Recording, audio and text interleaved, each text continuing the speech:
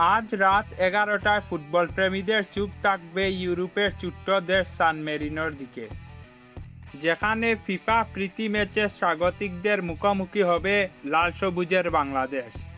FIFA র্যাঙ্কিংয়ে বাংলাদেশ প্রতিপক্ষের চেয়ে 30 ধাপ এগিয়ে থাকলেও ম্যাচ শুরুর আগে বাংলাদেশকে নিয়ে রীতিমতো সমীহ জোরালো সান মেরিনোর কোচ রবার্তো সেবলির কণ্ঠে। তিনি পরিষ্কার জানিয়ে দিয়েছেন, বাংলাদেশ কাউন্টার এটাকে খুব ভালো। ইউরোপের কোনো দলের বিপক্ষে খেলতে নামার আগে বাংলাদেশ শিবিরের জন্য এটি একটি বড় অনুপ্রেরণার জায়গা।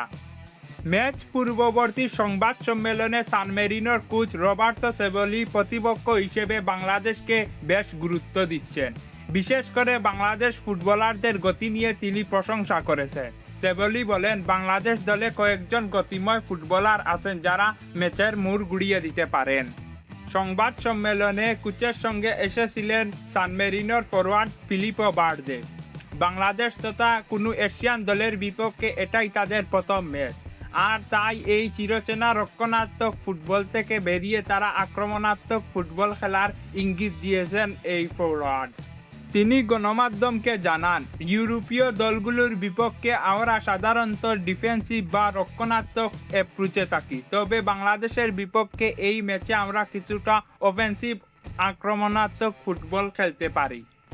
তার মানে বোঝা যাচ্ছে, আজ রাতে একটি জমজমাট ফুটবল উপহার দিবে বাংলাদেশ এবং সান মেরিনো। এদিকে নতুন কোচ টমাস ডুলির অধীনে বাংলাদেশের নতুন মিশন, অন্যদিকে ঘরের মাঠে সান মেরিনোর আক্রমণাত্মক ফুটবল।